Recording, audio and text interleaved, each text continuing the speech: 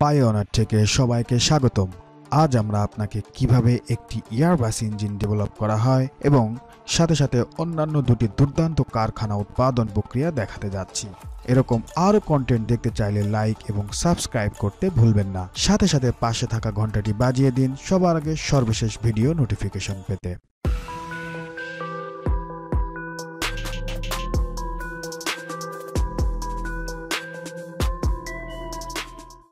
Rolls Royce সর্বদা অত্যাধুনিক এবং চিত্তাকর্ষক প্রযুক্তি ব্যবহার করছে এবং ট্রেন্ট XWB তাদের ফোকাসের প্রতীক।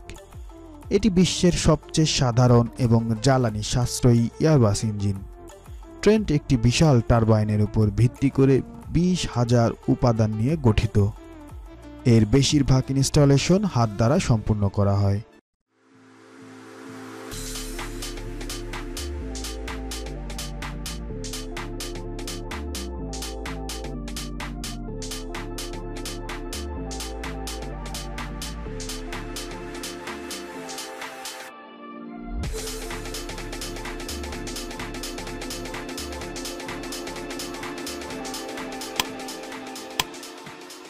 একটি একক ইউনিটের দাম 30 মিলিয়ন ইউরো।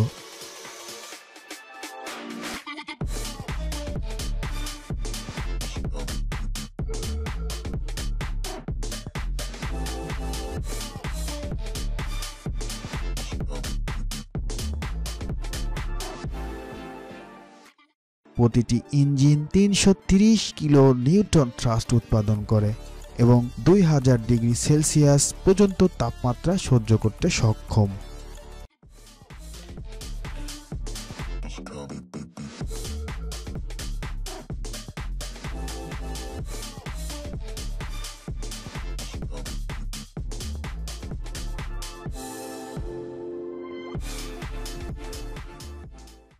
রোলস রয়েস ইঞ্জিনিয়ারদের ধন্যবাদ, তারা এটিকে কম কোলাহল মুক্ত এবং জ্বালানি খরচের ক্ষেত্রে আরও 15 গুণ দক্ষ করে তুলেছে। এটি শেষ পর্যন্ত আপনার বিমান ভ্রমণের অভিজ্ঞতাকেও প্রভাবিত করতে পারে এবং এতে 22টি টাইটানিয়াম ব্লেড রয়েছে।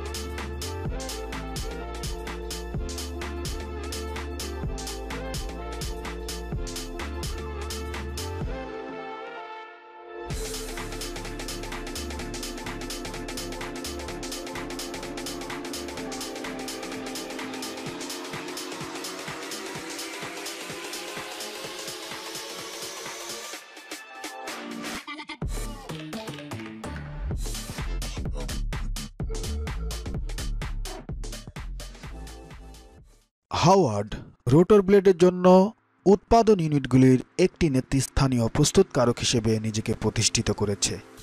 এখানে আমরা একটি অভ্যন্তরীণ দৃশ্যে হার্ডওয়্যারের সরঞ্জামগুলি দেখতে পাই, যেখানে উইন্ড ব্লেডগুলিকে তাদের জীবদ্দশায় উত্তোলন শক্তির মুখোমুখি হতে হয়। এই কারণে উপরের এবং নিচের ব্লেডগুলির খোসাগুলি শির মেস এর একটি সেটের চারপাশে একসাথে বাঁধা হয়।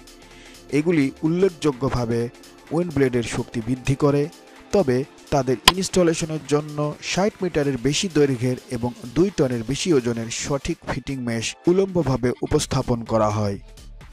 শিয়ার ওয়েভ পজিশন শিয়ার ওয়েভকে তুলে নেয় এবং এই ব্লেডগুলিকে অবিশ্বাস্য নির্ভুলতার সাথে শ্বাসের অবস্থানে নিয়ে যায়।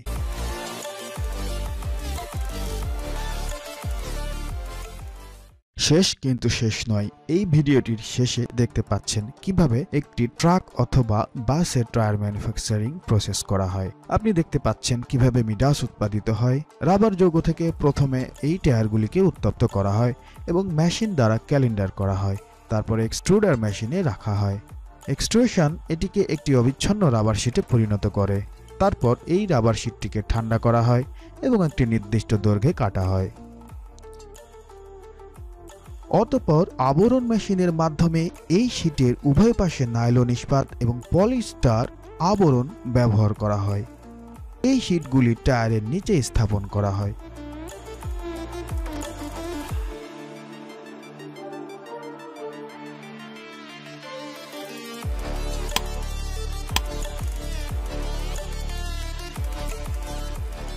তারপর রাবারের সাথে স্টিলের তারগুলি সারিবদ্ধ করে টায়ার বেড কোট তৈরি করা হয়। এটিকে একটি বেডের মধ্যে রাখা হয় যেটি কম্পন প্রতিরোধ করে। সমস্ত উপাদান তারপর একটি টায়ার মেকার ড্রাম ব্যবহার করে একত্রিত করা হয়। অবশেষে টায়ারগুলি একটি সাসে স্থাপন করা হয় এবং একটি মেশিন দ্বারা চাপ দেওয়া হয় এবং সর্বশেষে কোয়ালিটি ইন্স্যুরেন্সের জন্য এটিকে পুনরায় পরীক্ষা করা হয়।